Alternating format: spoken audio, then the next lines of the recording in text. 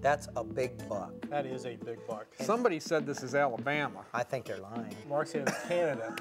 It's Alabama. It's Alabama, Canada. That's right. That is Look, a good look deer. how thick Wow. those trees are. That is a big, big. I'd shoot that deer anywhere. I'm tracking that deer already. Bow or rifle, regardless.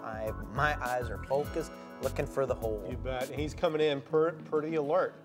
His head's up. He's looking around. Boy, it's thick. That country that's tough for finding shooting lanes, isn't it? Oh. You gotta be looking at all times. You've got to be ready. Turn down that scope. Really anticipate the direction, and look for that little spot. And that's probably the biggest mistake most hunters make, I think, when they're hunting in thicker timber, is they've got too much power cranked up on their scope, or maybe just a fixed power scope that's too high. And just in looking for deer, when they're coming through that stuff, it's exactly what you said. You got to look for a little patch of movement. You've got to look for a horizontal line in the brush. You're not going to see a whole deer outline when he's coming through that kind of stuff. Bill, let's talk about target acquisition. You know, so many people look through a scope and then look for the animal versus find the animal with your eye and then raise your scope right up to your eye. Yep. You know, and that's the appropriate way to acquire a target. And really, everybody talks about, oh, you got to shoot a shotgun with both eyes open. And yeah, you should shoot a shotgun with both eyes open. But scopes, especially when you got it cranked down on low power, you should be shooting with both eyes open too. It's exactly that.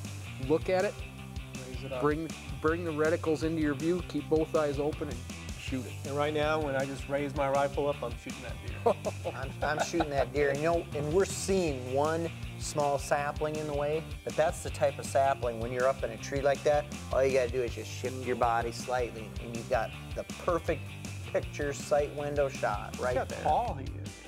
That deer's not from Alabama. But on this shot, Mark, you talk about leaning around to the right and shooting behind that sapling. I don't want to shoot behind that sapling. I want to, at 16 yards with a 270, just think of the sledgehammer hit that you're going to make if you put that right through the bone in his shoulder. I'm just being Mr. Careful like I always am. Sorry. You're a bow hunter. Hey, it looks like you shot it back on the left side of that sapling. And what a lot of bow hunters do when they get a gun in their hand, and I'm guilty of the same thing. Right. No, you're right. Slam him in the shoulder, put him down right there, no tracking. That's a lethal shot, though. Oh, absolutely. That deer is going home in the Coleman cooler. You know, it's also important to remember when you're hunting in that thick of cover, really watch that deer. As soon as you shoot, it's always fun to kind of go, yeah, but really watch that deer go out of sight, because it's easy to really lose that track and lose where the last time you saw that deer. No, you're right. You need to keep You gotta track watch where it. they're running. I shot a mule deer buck at less than 200 yards away a couple years ago in Alberta.